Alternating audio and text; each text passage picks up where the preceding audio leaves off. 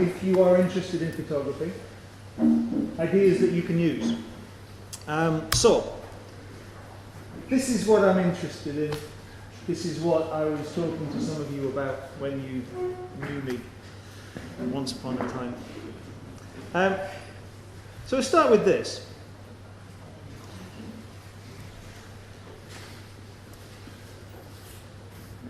You can see there are some flowers, and they're red, and it's in a shape that we might recognize as a heart. So what does it say? This is what we recognize as love. But you can't see love, you can feel it, and probably you feel it in your heart, which is why it's heart-shaped, but we recognize this symbol of roses in this shape as being love. And you recognize that and you can read it, because you've seen it before and you recognize it. So if I show you this, you might think that's somebody covered in red spots. Is that a good thing? No, not really. Not for him or her. Okay, no. No, okay. Infermo, see, infermo. Okay, so we know that red spots on the boy means he is ill, not well, infermo. So, lo spero. Mucho, mucho enfermo. No? No? Are these dogs okay? Okay? Ah, I see. So, we know that this is okay, because we've seen it before. But red spots on a boy is bad, black spots on a dog is okay, because you've seen it before and you remember it. So this is visual literacy. This is you reading a picture and finding out what's there. And it's important because the world that we live in is full of images. Images that tell you what to buy, what to do, where to go, what to think. They all tell you that you're not good enough as you are now. You need this stuff, then you'll be okay. And when you take it away, you realize how much of this stuff there is all the time. So learning to read what pictures say is important. The world has changed. Look, 2005, and now, see the difference? Everyone has a camera. Everyone takes photographs, all the time. So if there are so many photographs, it's very important that we say, hey, photography, okay, everybody can take pictures, but what do the pictures mean? That's the important bit now. If you are a young person, understanding what the photographs you see mean, and the photographs you make, understanding what they mean. You know what this is? Google Glass. It's the internet and a camera, and you can wear it. And this may be the next thing. Cameras will be everywhere. These sort of cameras are lovely, but a machine that does one thing is probably finished. Because now we have machines that do many, many things. But most of all, they take photographs. I'm going to give you 5 tools, 5 ideas to look at photographs. All the photographs you make, all the photographs you see, you can use these 5 tools when you think about them. But first, there's a photo competition. How do we judge a photograph? How do you say this one is better than this one?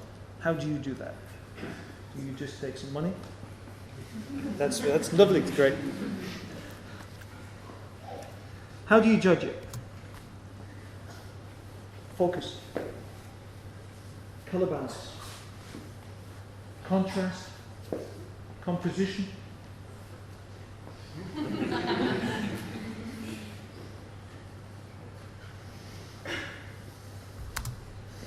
aesthetics. When we look at photographs, we use aesthetics. What is aesthetics? What is it? Anesthetic is the absence of sensation and the inability to feel pain. Anesthetic. So if anesthetic is no feeling, aesthetic is the presence of sensation and the ability to feel something. When you look at photographs, you feel something. Here and here, here, feel something. Aesthetics. Because we don't think with words. I was very pleased to come and speak to the Latin American Society because I think it's fascinating that we are using languages. Because if it's English or Spanish or French or anything, we are translating our thoughts into words because we don't need words to think. That is another lecture for another time. But you can go find out more if you say, do we think with words? No, we think with bits of electricity that go boom, boom, boom, boom, boom. And we find words for them. Some people are good at this and some people not. We translate. So, ¿te gusta mi coche?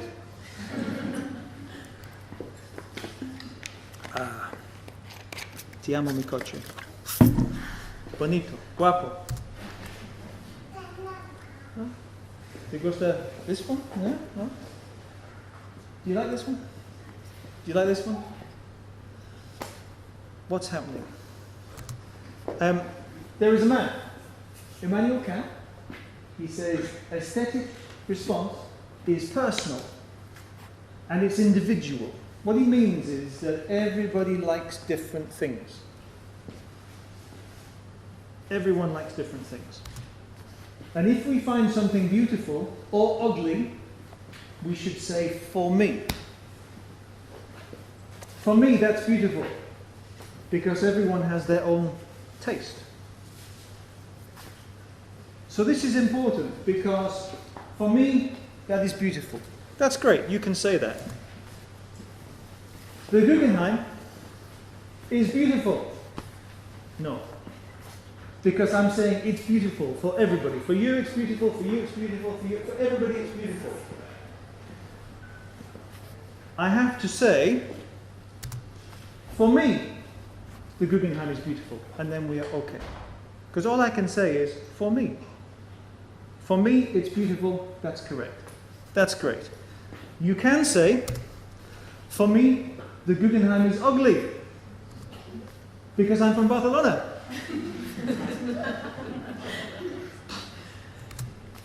This is beautiful.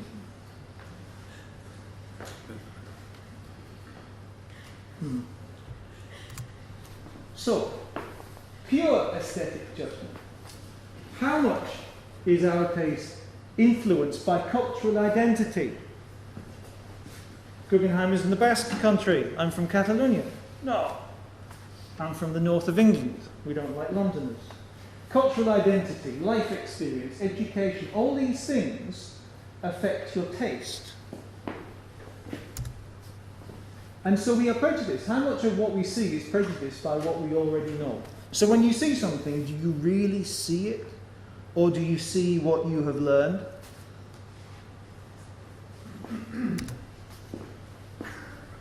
From France. France is romantic and intellectual and artistic. But they're arrogant and difficult, and French cars are poor build quality. So do I like the car? No. This one, Russia, it's cold. Always 20 years out of date. It's corrupt, it's cheap, it's basic. So when you look, do you just like the lines and the shapes and the curves, or do you look at this and think, it's a Lager, it's a Citroen, it's a this, that? When you look, do you see, or is it always confused by what you know? This? Some people may say, oh. Other people may think, are you looking at the car or you're thinking of something else? Do you look and see what's there, or do you always think? So, our taste is a personal combination of everything we learn and the pure aesthetic response that we can't explain. Why do you like it? I don't know, I just like it. So it's complicated, because we're judging a photographic competition. We don't think with words. This is interesting for photography, because when you take photographs, this happens. There's a whole lecture in this one too. 10% of the conscious mind, all this is subconscious. And when we take photographs, we use a lot of this. We don't know why we took it. We don't know why we like it. We can't explain with words. But something happens that we think, yeah, that's it. And you photograph it because of this thing that goes on. So, we don't think with words, but I'm going to give you a word. Punctum. That means a personally meaningful connection with a photograph. You see something and you think, yes, that one. An image that holds your attention. You look, you think, yeah, that. Why? Punctum. Punctum and studium, two words from this man, Roland Barthes. Studium is what he says is okay, all right, not bad, okay. Studium is okay, it's all right. Punctum is special. For me. So you see something and you think, for me, yes, it has punctum. It's special. Punctum stabs you like a needle. You don't just say, oh, maybe it has punctum. You say, for sure, it has it. For sure, it has punctum. You can't help it. So,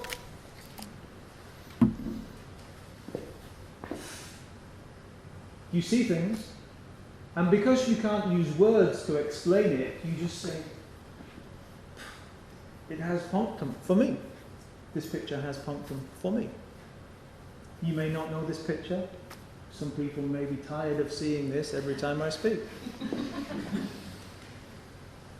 When this photograph was taken, it was all over. Common sense. Kant was interested in why, if it's personal, if your taste is different to your taste, why can large numbers of people share a similar aesthetic response to the same thing? If you like this different things and you like different things and everybody likes different things, why are some things beautiful for many people? Kant calls this sensus communis.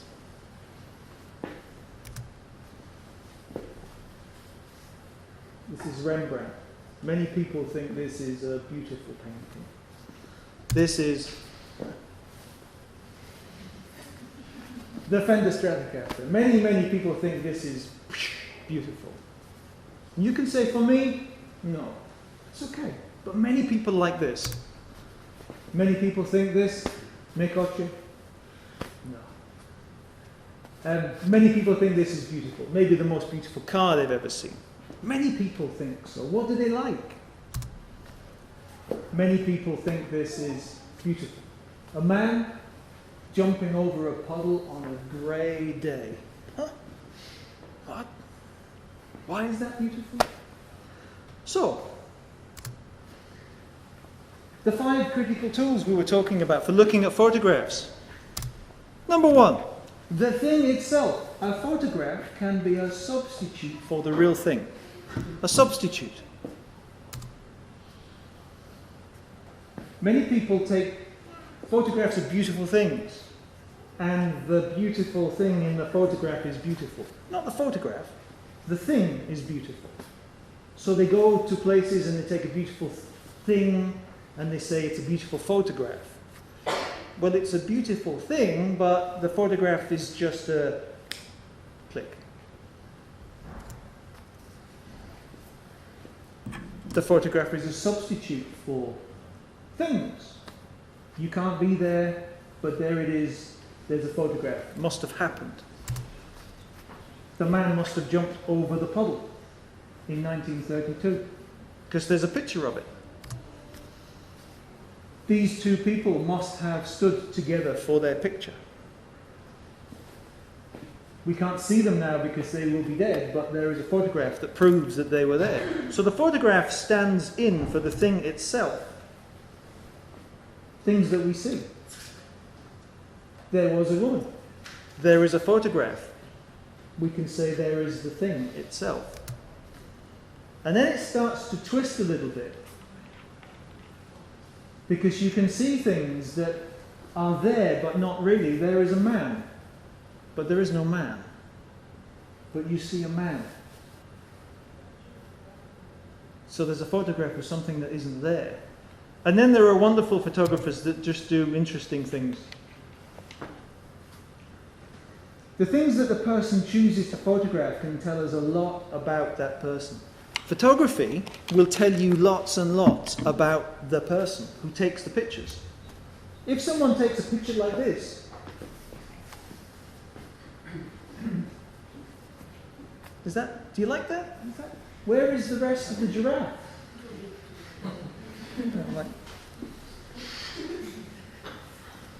So when someone takes a photograph, it tells you something about them. You think, that's great. Giraffe.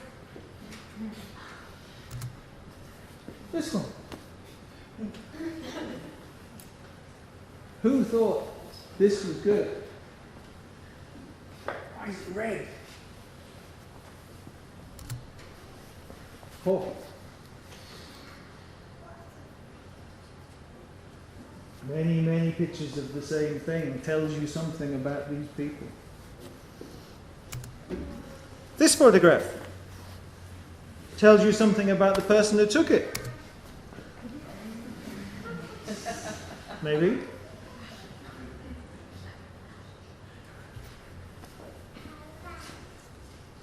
But then there are strange photographs that we say, is it a window with a step ladder that goes through it, or is it against a mirror? What is it? And what is this?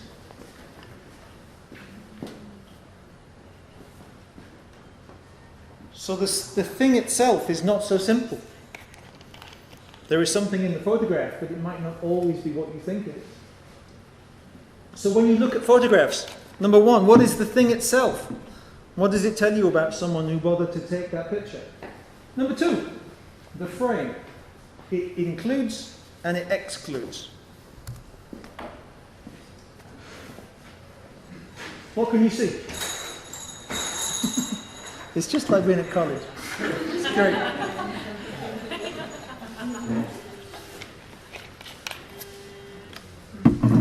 What can you see?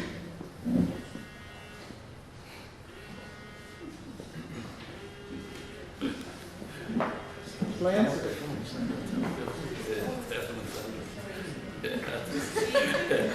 Like being gold. I'm never ever going to do one of these again, ever. I'm never ever going to do this again. I'm just in the right books. It's good. It's good to come back to realise why you left. So what can you see? Go on, tell me. You won't get it wrong. So, what can you see? Graham's trunk. What's going on?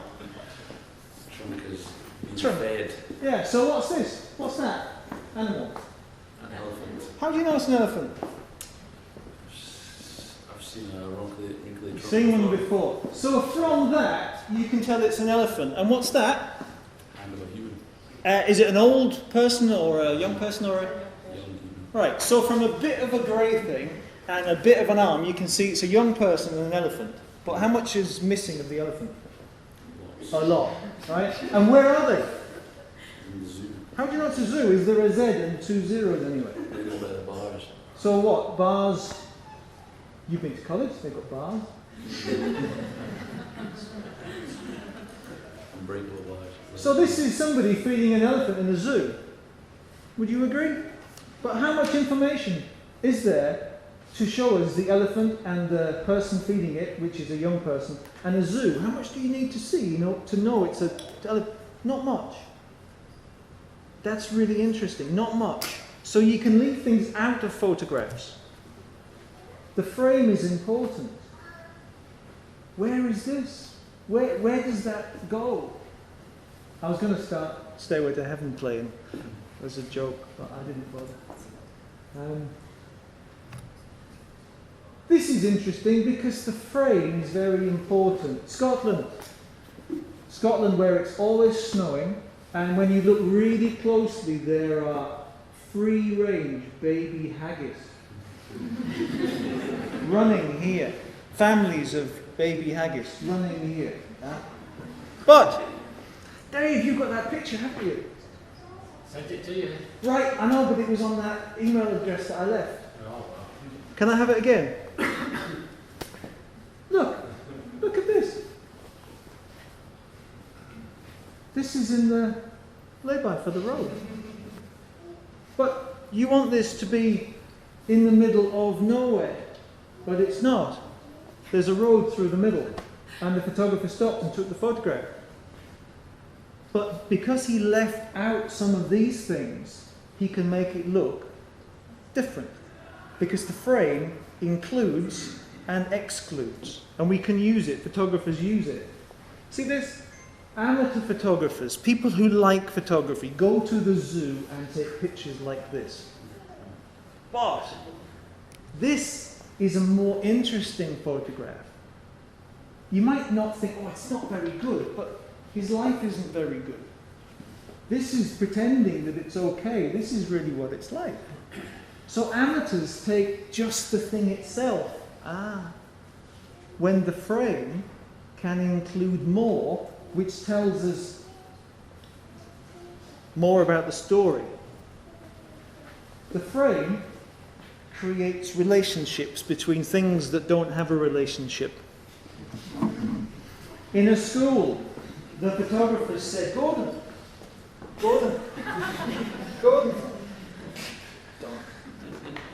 no connection, it's a school's history project. But the two things together in the same frame,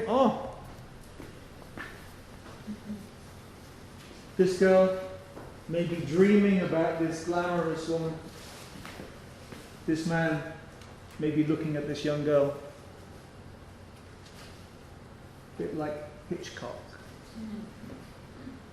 There is no connection between these three people, but in this photograph, forever, there is a connection, and we can imagine the story. Poster of a boy running to catch a balloon. The balloon is real and the boy is in a poster, but in the photograph you can see that he's chasing the balloon, but he's not. But in the photograph, it's very clever, because it looks like he's chasing this ball. He's even looking at it. Clever, because it makes connections. Do these two people have anything to do with each other? I don't know. But we see them together, they must have.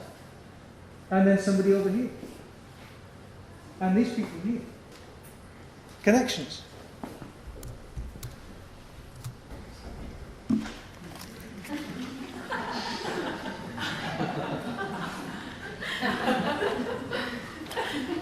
I thought you'd laugh when I said the Guggenheim is ugly because I'm from Barcelona. I thought that would be funny.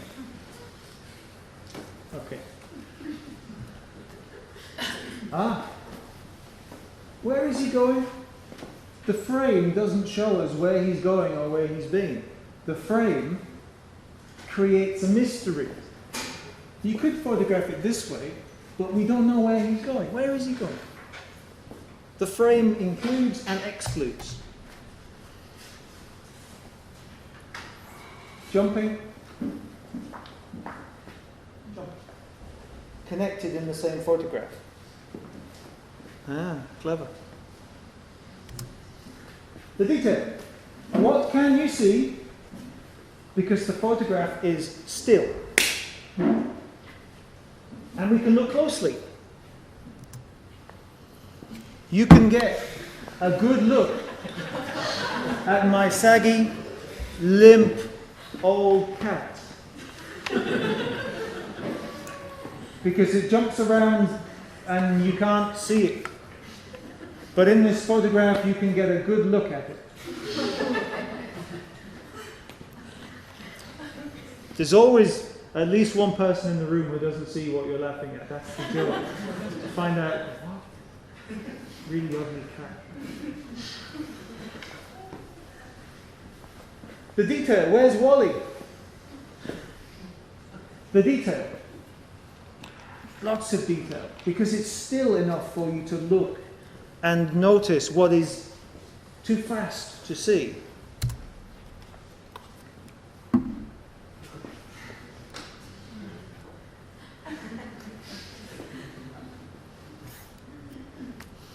This is maybe the first photograph. A long exposure, a long time. But there is somebody having their shoes polished. And so he stops. And he's the only person in the photograph. Who is that? Does he know? How could he know?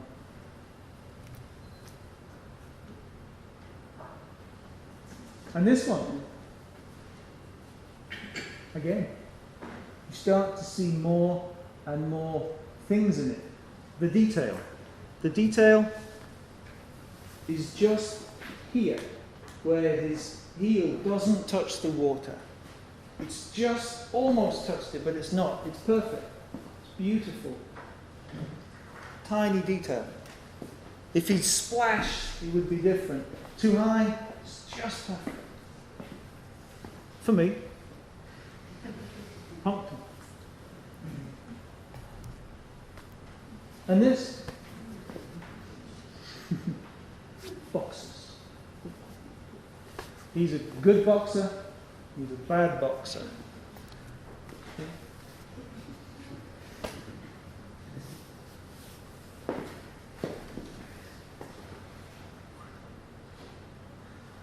In the detail, so many things. Vantage point. Vantage point is where you stand.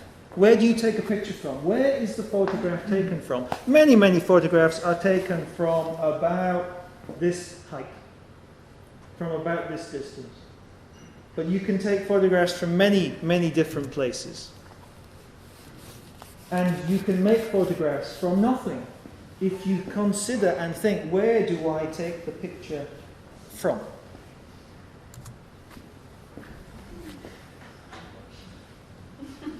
These 5 tools are important because, look, the frame is important. We're talking about vantage point, but also the frame is important. Because the frame leaves out the rest of the information. Leaving things out of photographs sounds crazy. But amateurs just include the thing itself and nothing else. So it's just one thing. Sometimes that's enough. But if you think about when you take photographs, what else can I include in the photograph to start making it happen? Or what can I leave out that should be there? The vantage point. Sometimes you can't go to where you want to go, so you have to compromise.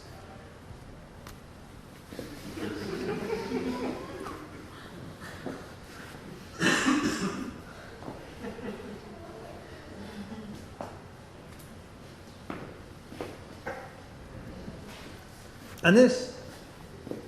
So you take a walk and you see the trees and you think, if I just move my camera, the trees will look like they come out of the posts. And this one is like the balance in the middle. It's a simple photograph. It's not a big sunset or a beautiful woman. It's 3 trees. But I think it's really clever. because of the way that the photographer has thought about it.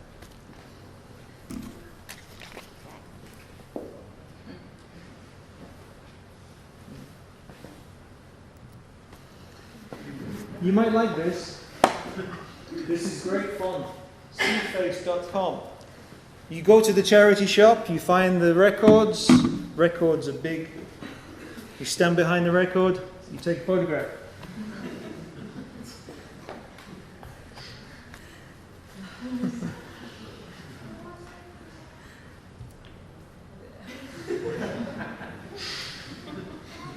This is just so clever. The vantage point, where you stand. Stand here? No, it's no picture. There it is.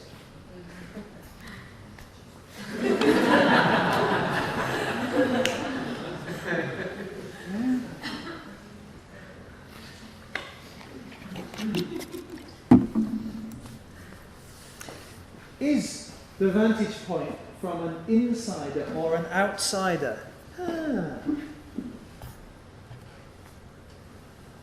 An insider. You may already have ideas about being an insider or an outsider. How do you feel? What can you photograph if you are inside? What can you do if you are outside? You're outside because you can't get in, not because you don't want to go in, because you can't get in. The fence. Are they inside? Or is he outside? Who can't go in or can't come out?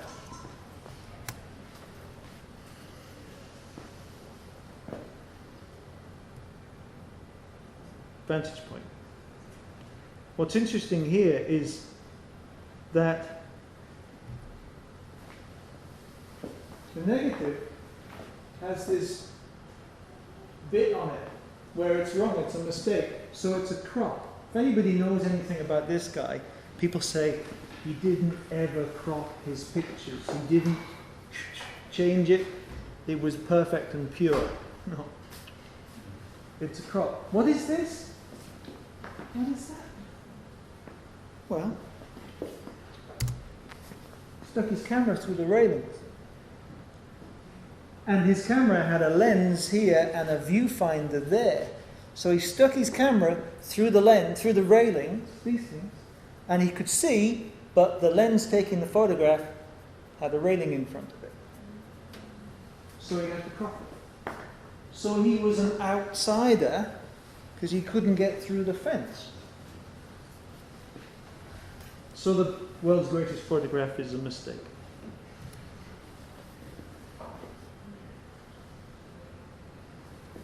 The photographer's outside, the photographer inside,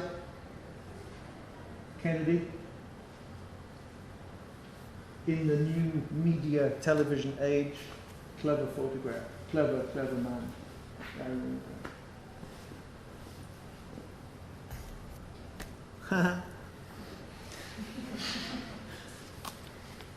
All I will say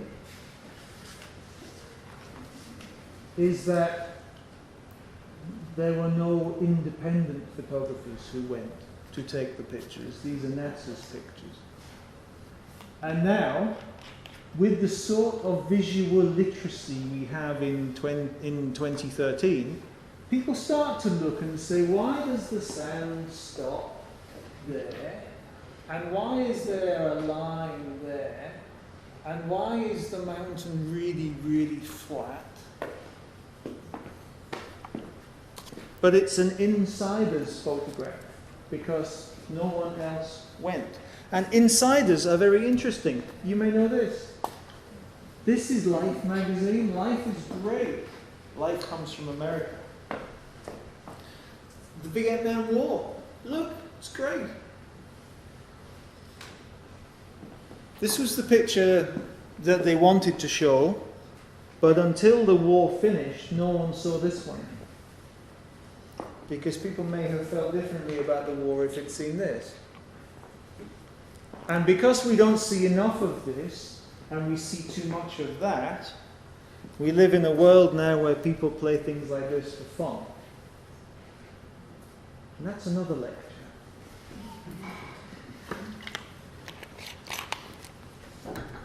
Time. Photography can stop time.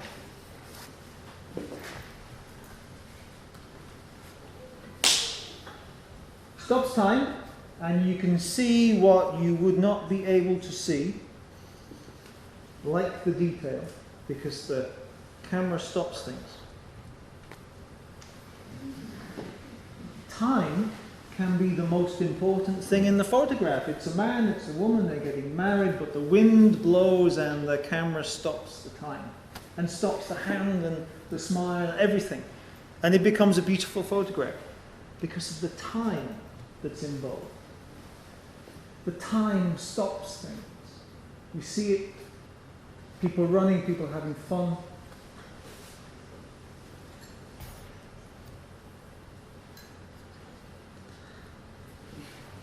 Time, when we stop things, shows us what we can't see, and there can be great beauty. So maybe take photographs at the fastest shutter speed you can take them at. That would be the only time I mention shutter speed tonight. What does the world look like at 1,000th of a second? Try it. You can't see it 1,000th of a second, so take some pictures at 1,000th of a second. What happens? What does it look like? That's great. This idea is important. You may watch Channel 4. You may see this at the beginning of the shows. There is nothing. Nada, nada, nada, nada, nada. Whoa, number 4. And then it's gone again.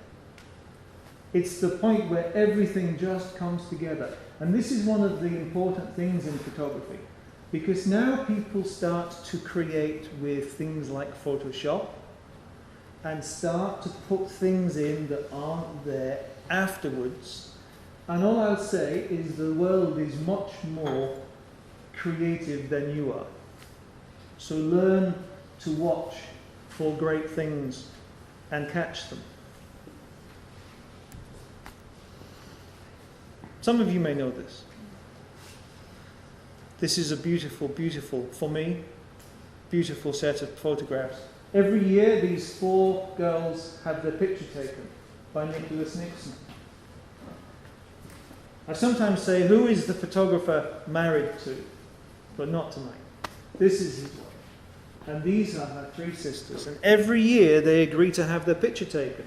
Are you ready? Everybody gets old. This happens to everybody. Take photographs. Because in the photographs, just one every year, you will see huge changes. And you can never go back and say, hey, can you just be 10 years younger so we can take more pictures? No. The Brown sisters. Simple, one photograph every year in the same places. At last, time. Photographs do not change. They're fixed, but their meaning can. So I'll prove this to you, that the photographs don't change, but the meaning does.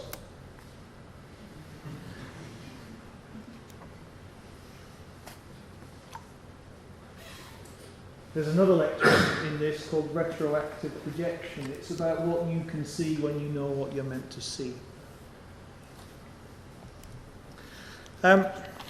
This is from Flickr, New York. Great. What would ever change in New York? Oh. And that's why photographs don't change, but their meaning does. So I'll show you this. Marilyn Monroe. This is by Jean Coleman in 1953. It's a beautiful photograph by many people. Census, communists, this idea that many people will agree that something is beautiful. Many people. This picture by Richard Avedon, rubbish. Because she doesn't look like Marilyn Monroe. But now you know Marilyn Monroe lived a sad life and died alone. from a drug overdose she took because she was depressed. Suddenly, this photograph is important. And if Richard Avedon had had a digital camera, he may have deleted this picture. Because it was no good. Because what he saw was clouded by the idea he had and the expectation. Because so much of what we do when we look is clouded over by the expectation of what we want to see. Because we've learned that French cars are not very reliable and Russian things are cheap, and we've learned these things, so we don't see what we see, we don't see what's there. And I think it's very interesting because sometimes there might be a problem with what we think should be there, and learning to recognize what the photograph shows and considering, well, why does she look like that? Come on! No, why does she look like that?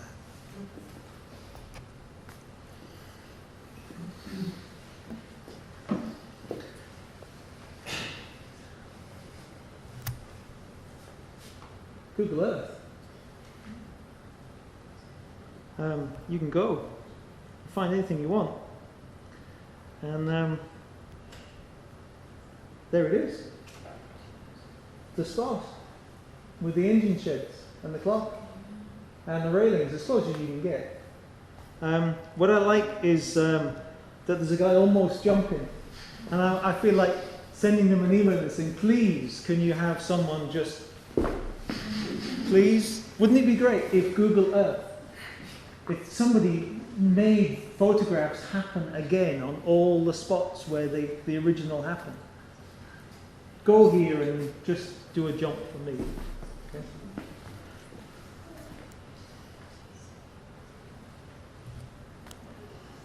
Because this has everything in it.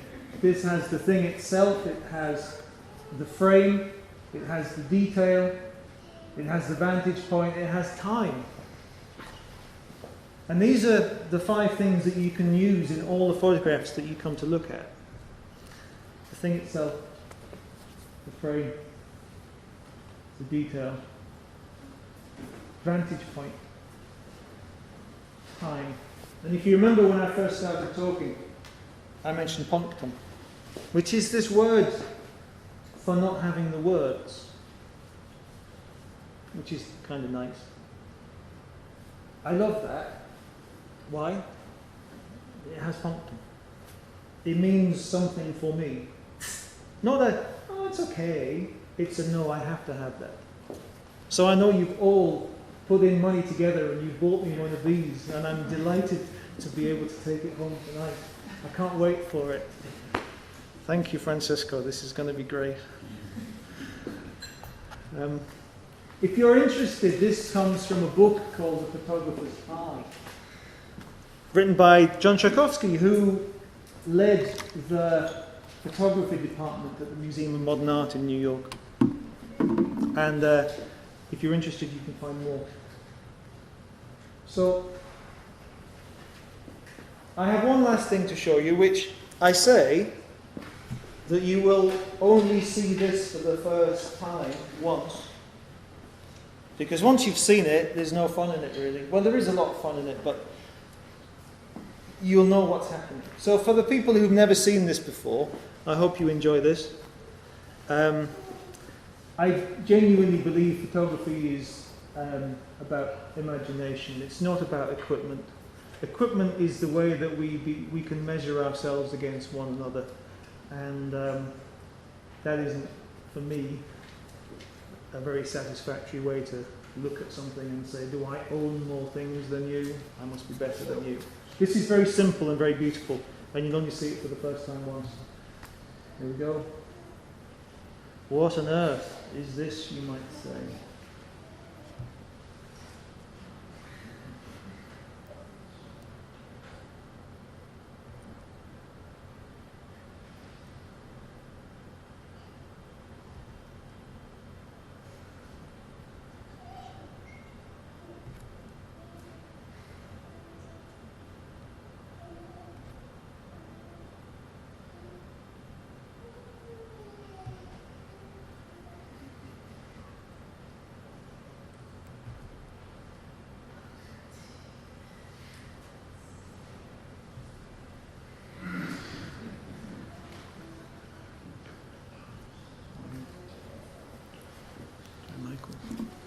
So now you know. You know. But what picture do you take first? What do you do first? Where do you start? Picture in the tunnel. Okay. So I hope you take some ideas and some inspiration, and you continue to make more photographs. Photography is a wonderful thing, and sometimes it's best to just take pictures without knowing why you're taking photographs. That will sort itself out. So just do it. Have fun. Thank you.